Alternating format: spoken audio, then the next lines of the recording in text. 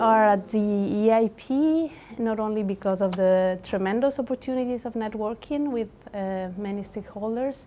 I think the EIP is a unique framework of collaboration of everybody involved in active and healthy aging, and especially in the B3 group in integrated care.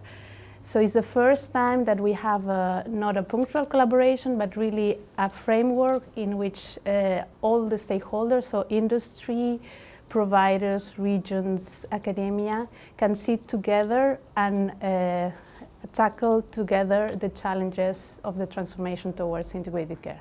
We thought that being in the backstage where the priorities are decided, it could influence the agenda, and we could drive the agenda at the EU level, orienting it towards our priorities, and therefore bringing that at home, being aware of what is going on at that level. The strategic priorities of the B3 Action Group on Integrated Care actually haven't changed from our first action plan. We conducted a Delta questionnaire with 27 regions across Europe to formulate the first B3 action plan. And those regions identified a number of key priorities that they wanted to work on. And those are the priorities we've been working on for the last 3 years. We've just refreshed those again and actually found that they still remain very valid. So we're going to continue working on those as we move forward for the next 3 years.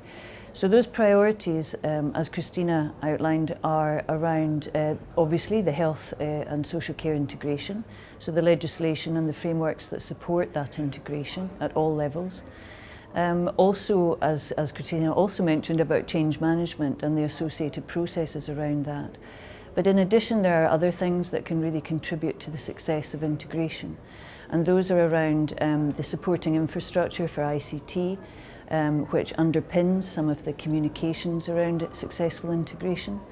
Also workforce development, which is very much linked to change management. So that's ensuring that all staff in all sectors, and indeed citizens and their carers, actually have the skills and capabilities to embrace this concept of integration. So for the B3 Action Group, really the foundation and aspiration is the local implementation, and the group has really been working over the last 3 years to achieve this implementation in the European regions.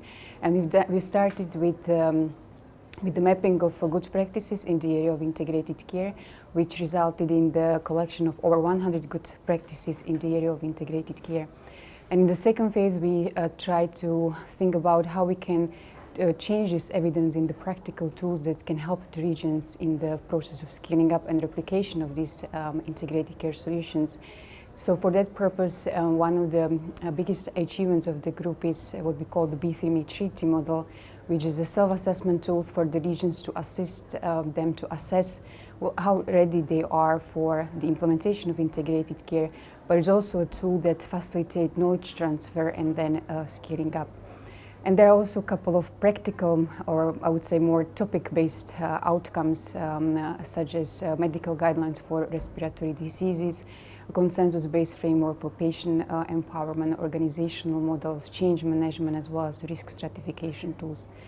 Another big aspect of our work has been the collaboration with the EU-funded projects. So we've contributed with our expertise, but also disseminating the findings of the EU-funded projects such as the ACT, Momentum, Smart Care or Beyond Silos project. At this moment, I think that it's very important to raise awareness of at a political level. Politicians need to be more involved if we want to speed up process of changing management in the process of EIP. Maybe we need to label active and healthy aging, all the actions in the priorities framework of the EIP, and that could be a good idea to share objectives on that matter.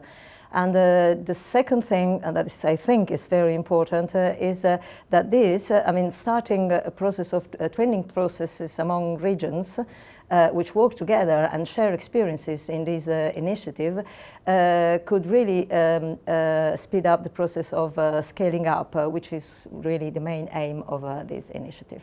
This is about citizens, it's about people, individuals, and not this label of patient. So that's, again, a very important aspect of personalised care and making sure that integration actually does empower individuals to self-manage their conditions and actually remain active, well and healthy for as long as they can.